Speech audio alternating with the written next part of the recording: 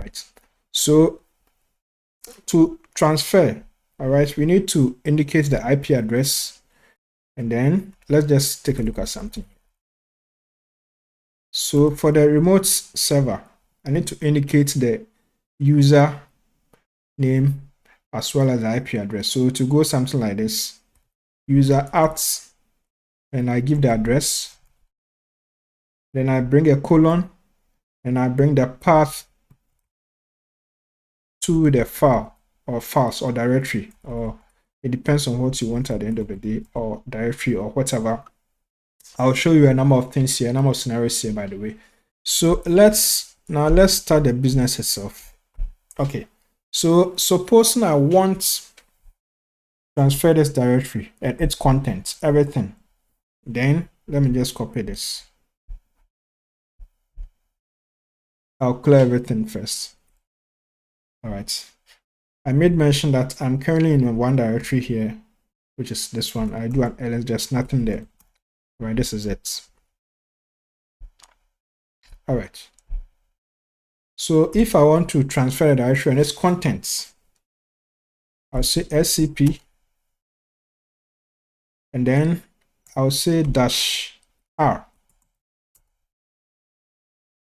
and then I'll bring my user, which is bioinfo-coach, at the IP address, which is 192.168.2.203. Then I bring a colon, and then I bring the path to that directory, and I'll say /.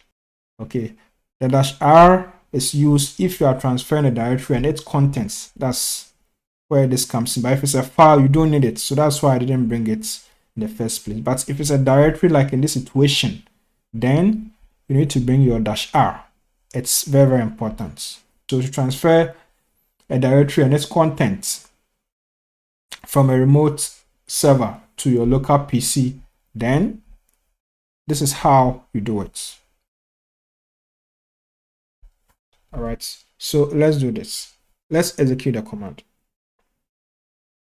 So now if you execute the command, then you have to enter your password.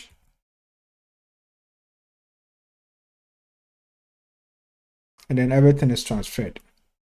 So now if I do an ls, I'm going to find a directory on my system called fast-a.